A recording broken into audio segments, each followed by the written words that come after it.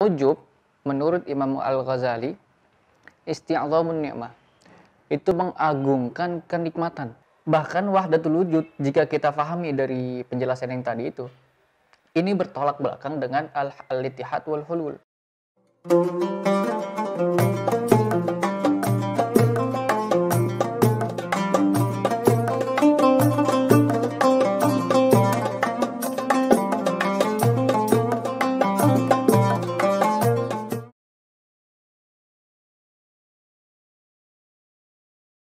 Jazakallah khair Ustaz atas jawabannya tadi. Mudah-mudahan dapat difahami. Lanjut ke pertanyaan ketiga Ustaz, atas nama Zaki Muhammad Lukman. Ini ada dua pertanyaan Ustaz. Oh gitu, iya. Pertanyaan pertama, Beranak pertanyaannya. bukan kayak ulangan kok Ustaz. Yang pertama, apakah di Mesir terdapat perbedaan paham akidah yang ada di lingkungan sekitar? Dan kedua, apakah di Al-Azhar ada fakultas yang belajar tentang tasawuf? Oh, Masya Allah.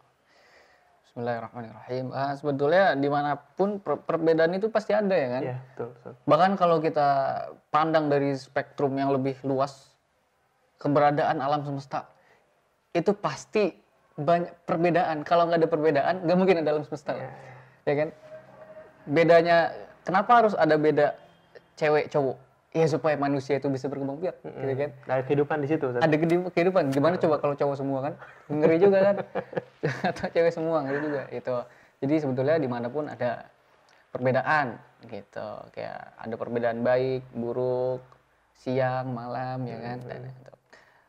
Kalau di Mesir sendiri, tentu pasti ada perbedaan. Baik perbedaan yang biasa-biasa saja atau perbedaan yang tajam. Khususnya dalam akidah kan, kita tahu sendiri sejarah Mesir kan, tentang perbedaan mazhab-mazhab fikri, al-aqdi, perbedaan mazhab akidah, pemikiran, yang bahkan bisa dibilang itu perbedaan yang terjadi di Mesir ini sampai dibahas di Indonesia sendiri, gitu kan, sampai perbedaannya ini punya pengikut di negara kita, di Indonesia. Itu ya diinget-inget aja lah. Diinget-inget aja gitu. Yang contohnya kayak kejadian yang 2013 itu Taurah di Mesir. Ya. Walaupun ini sifatnya politik, tapi di balik itu semua ada pemahaman akidah yang timbul menjadi gerakan politik. Itulah kita nggak sebut. Itu ada perbedaan akidah di Mesir. Nah, yang menjadi titik poin sebetulnya yang bisa kita ambil ibrah ini bagaimana menyikapi perbedaan, ya kan? Di mana-mana perbedaan pasti ada, cuman menyikapinya gimana kan? Betul. Nah, kalau kita menyikapi dengan pandangan yang sinis, itu bahaya kan? Nah, kita menyikapi perbedaan dengan rahmat, kayak hadis ya kan? Al-ikhtilaf bainal ummati rahmah, ya kan? Gitu. Kayak misalkan Imam Syafi'i dengan Imam Hambali, ya kan? Suatu saat kalau nggak salah Imam Syafi'i gitu ya, yang menjadi imam di daerahnya Imam Hambali atau sebaliknya gitu, saya lupa. Itu kalau nggak salah, misalkan Imam Syafi'i menjadi imam di daerahnya Imam Hambali. Di mazhab Syafi'i ya, itu kan kunut, ya kan? Tapi di Hanabilah, Imam Ahmad bin Hambal, itu kan nggak ada kunut. Ketika Imam Syafi'i sholat di daerah Imam Ahmad bin Hambal, yang mayoritas itu pengikutnya Imam Hambali, nggak kunut. Menghormati, itu maksudnya. Walaupun banyak perbedaan antara guru dan murid, antara teman dan lain-lain itu, kita harus saling menghormati. Gitu. Makanya yang kita cari, yang perlu kita cari itu sebetulnya persamaan, bukan perbedaan. Gitu. Terus yang kedua apa? Di Al-Azhar adakah yang fakultas yang belajar tentang tasawuf? Gitu? Oh, fakultas yang belajar tentang tasawuf di Al-Azhar sendiri, fakultas khusus yang mempelajari tasawuf itu nggak ada. Khusus misalkan kuliah tasawuf, jurusan zuhud, nggak ada. Iya benar. Nggak ada. Gitu. Jadi sebetulnya tasawuf ini ilmu terapan. Setiap fakultas itu juga kita bisa terapkan ilmu tasawuf, ya kan? Ya, hadis bisa kita terapkan ilmu tasawuf, ya kan? Contohnya apa? Ya belajar niat lillahi ta'ala jadi zikir, ya kan? Belajar karena niat apa? Jadi ibadah. Itulah sebetulnya inti dari tasawuf. Tapi kalau misalkan mau belajar tentang ilmu-ilmu tasawuf, contoh kayak mempelajari makom-makomat, mempelajari ahwal, mempelajari tentang takhallus, ya kan, membersihkan diri dari keburukan, dari akhlak buruk gitu. Itu ada di Fakultas Usuluddin jurusan Akidah Filsafat gitu. Itu ada mata kuliah tentang tasawuf gitu. Ada mata kuliah tentang akhlak gitu. Khususnya pada tingkat 3 jurusan Akidah Filsafat, walaupun tingkat 1 dan 2 itu juga ada ya. Ada. Juga ada. Usuluddin ada. Kebetulan saya Usuluddin, Ustaz. Insyaallah. Iya gitu. Jadi kalau mau mempelajari tentang makomat, ahwal itu ada di Fakultas Usuluddin jurusan Akidah Filsafat. Tapi di luar Al-Azhar itu ada namanya Akademi Ahlus Suffah. Itu ada namanya Akademia Ahlus Suffah yang ada di Muqottom. Ada juga yang di Asyura Muhammadiyah. Ya kan? Akademia Tasawuf. Gitu, ada di Asyura Muhammadiyah itu. Nah, di situ memang khusus mempelajari ilmu tasawuf. Jadi Akademia Ahlus Suffah lidirasati tasawuf. Gitu. Apa yang dipelajari dalam tasawuf? Itu tadi makomat-makomat, nama-nama sufi, ya kan? Bagaimana kita berzikir, apa itu yang namanya zikir? Apa macam-macam zikir, ya kan? Ada yang namanya zikrul lisan, zikrul bil janan, zikrul bil arkan. Nah, itu kan ilmu-ilmu tasawuf kayak gitu. Nah, itu ada dipelajari di namanya Akademia Ahlus Suffah di Jabal Muqottom. Itu di luar Al-Azhar. Itu dia yayasan tersendiri. Nah, nggak masuk ke dalam yayasan Al-Azhar. Tapi di Al-Azhar sendiri nggak ada fakultas atau jurusan khusus mempelajari tasawuf. Hanya ada dalam mata kuliah di Fakultas Usuluddin jurusan Akidah Filsafat. Itu. Wallahu ta'ala a'lam. Lanjut ke pertanyaan berikutnya, Ustaz.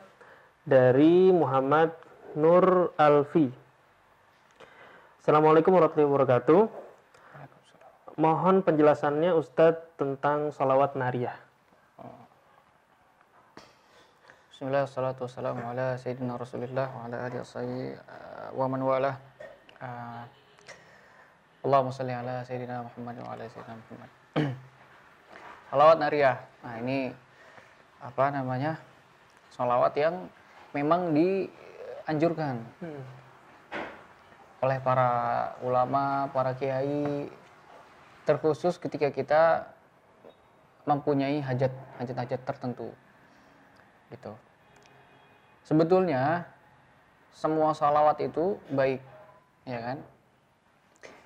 Tapi ada beberapa sholawat yang memang Allah ilhamkan kepada beberapa ahlullah, beberapa wali-wali lah, gitu kan? Salah satunya sholawat nariyah.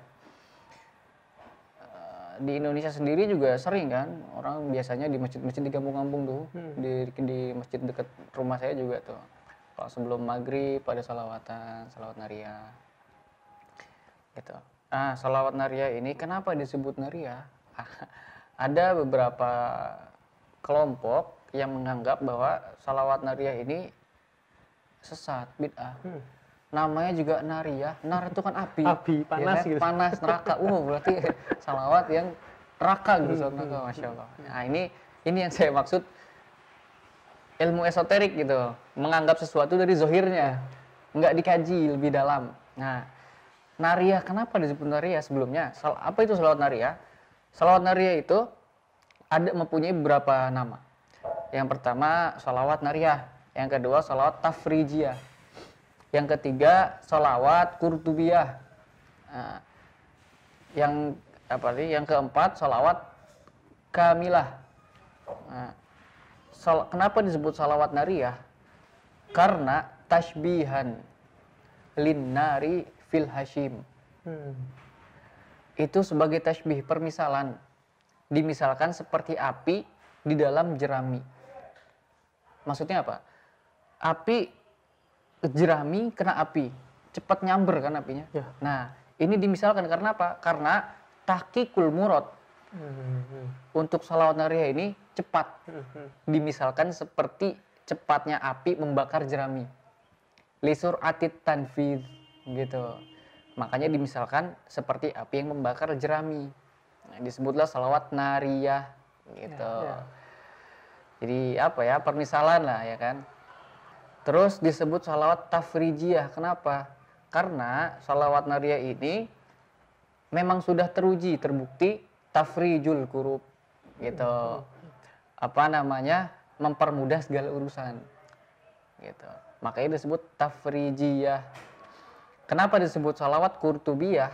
Nisbatan ila muallifihi, ya kan? Ibrahim Al-Qurtubi. Gitu. Kenapa disebut salawat kamilah? Karena ada kata-kata kamilatan. Allahumma sholli ala sayyidina Muhammadin sholatan kamilatan wa salim salaman ala sayyidina Muhammadin tanhallu bihil uqad wa tanfariju bihil kurab tuqda bihil hawaij wa tunalu bihil raghaib wa husnul khawatim wa istasal ghamam biwajhil karim.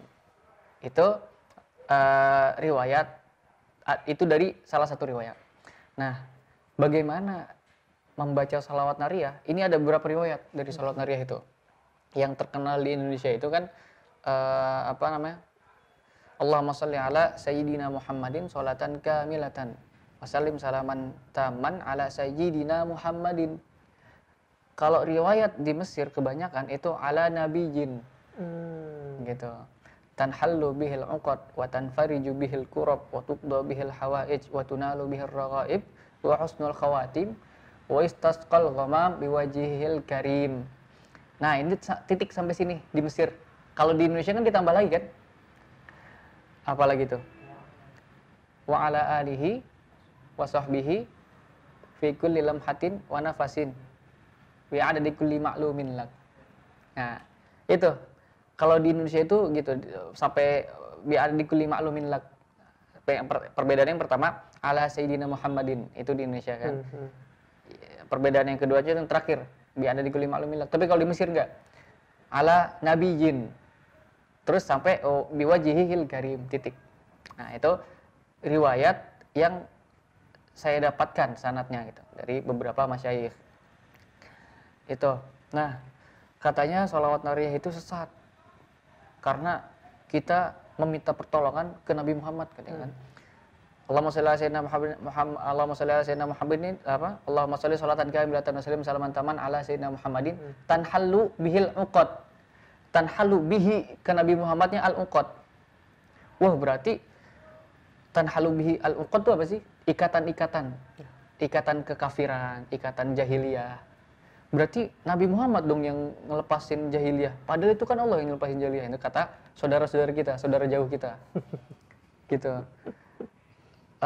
Berarti Nabi Muhammad dong yang ini berarti syirik nih ya, gitu kan. Padahal yang membebaskan manusia min dzulumatil jahli ila nuril hidayah itu Rasulullah. Berarti nggak salah kan? Tanhalu bihil uqad. Yang dengannya itu ikatan kejahiliahan itu terlepas. Ya kan? Allah jadikan Rasul perantara agar jahiliyah itu hilang. Dilepas ikatan jahiliyah. Tanhalu bihil uqad. Jadi intinya semua salawat nariyah ini Allah jadikan Rasul sebagai perantara. Kalau mereka mengingkari perantara, berarti mereka mengingkari wahyu. Karena wahyu itu perantara antara Allah dengan umat, antara Allah dengan Rasul.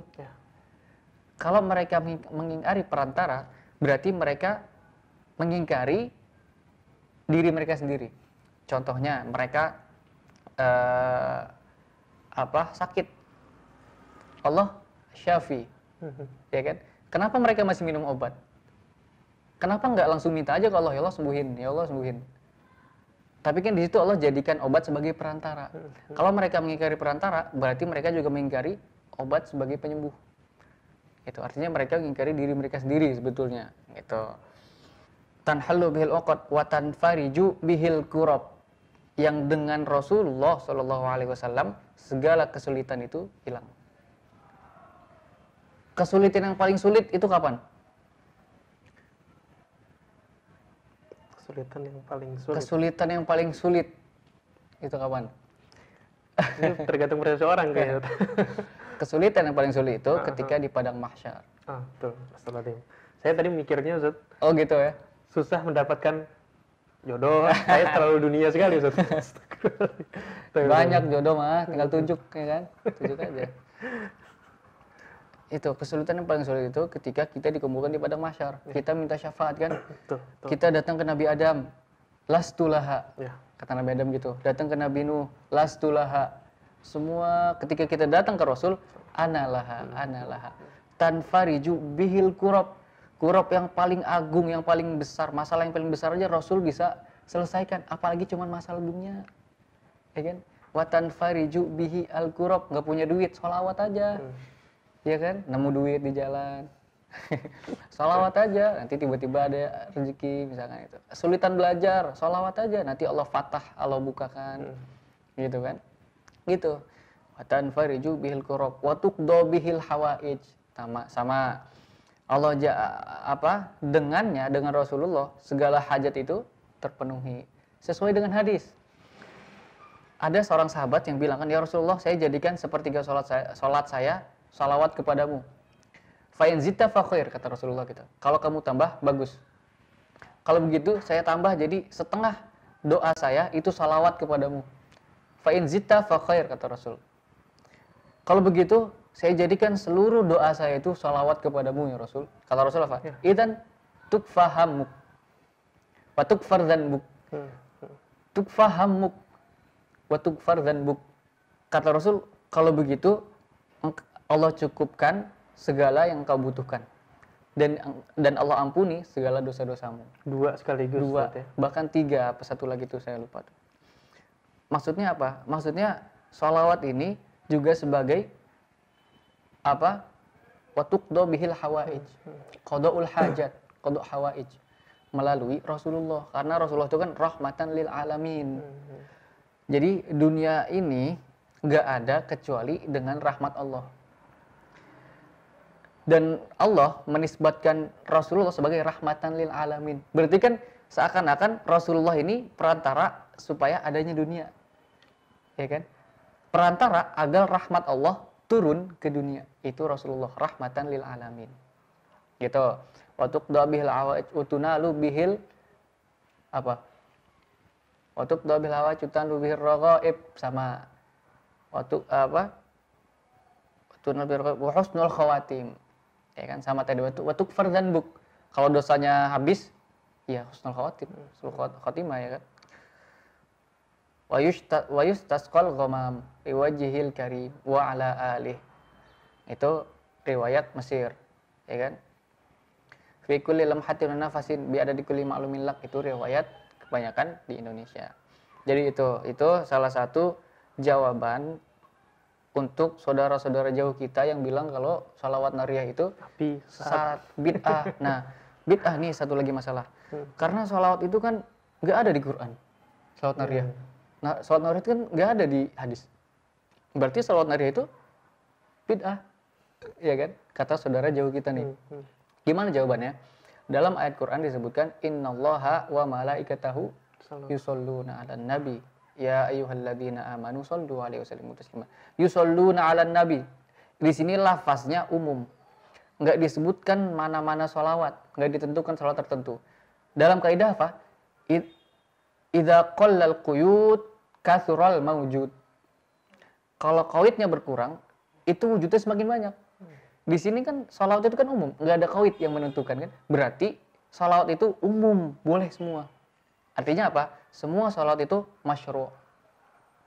Semua sholawat itu masyru'ah.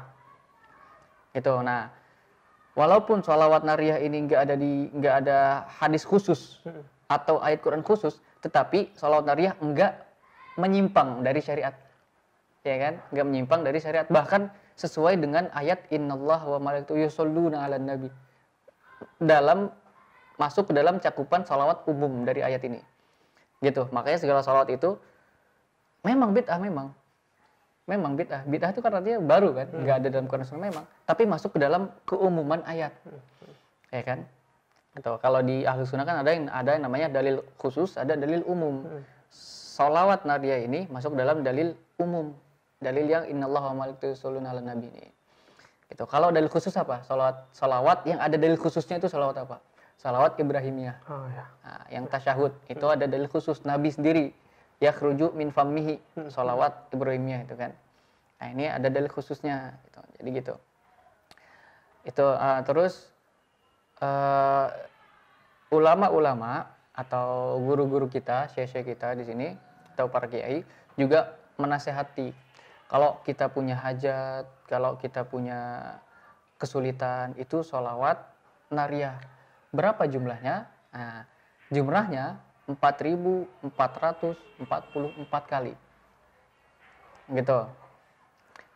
Boleh kita bagi-bagi ke teman-teman, ayo kita kumpul satu majelis, antum 1.000 atau antum 100 terus kita kumpul bareng-bareng salawat nariyah. Kenapa 4.444? Ya kan? Itu karena tajribah mujarrab dari para wali. Gitu. Atau bahkan dari ilham, baca salawat ini 4444. Gitu. Mujarrab ya kan? Ada yang bilang 7, ada yang bilang 100. Itu tergantung tajribahnya para wali. Ada yang 100 udah yanal murad. Ada yang baru baca 100 muradnya, keinginannya udah terkabul. Tapi kebanyakan bacanya 4.444. Itu wasiat lah yang sering kita dengar dari para syekh kita, daripada para kiai gitu. Baca salawat nariyah sebanyak 4.444 gitu. Gitu. Sebenarnya penjelasan salawat ini masih bisa dipanjangin lagi. Karena kalau kita membahas tentang Rasul itu gak ada habisnya kan. Atau tentang salat juga gak ada habisnya keagungan salawat. Itu kurang lebihnya, mohon maaf. Wallahu taala a'la wa a'lam. Jazakumullahu khair Ustadz atas jawabannya. Mudah-mudahan penanya Saudara Muhammad Nur Alfi dapat memahami dengan jelas jawaban yang disampaikan oleh Al-Ustadz Al-Mukarram Ustadz Fazri Wibawa LC. Terima kasih kepada Al-Ustadz kita atas penjelasan dalam tema membahas ilmu tauhid, ilmu yang sangat penting untuk seorang muslim ketahui. Terakhir dari kami yaitu penutupan dan qadarullah, jawaban yang dapat kita tampung hanya dari 4 pertanyaan. Kurang lebihnya saya sendiri Muhammad Lutfi Al-Faiz mohon maaf bila ada kesalahan. Nantikan program selanjutnya di segmen Lentera Hikmah di channel PPMI TV. Jazakumullahu khairan. Barakallahu fikum. Assalamualaikum warahmatullahi wabarakatuh. Waalaikumsalam.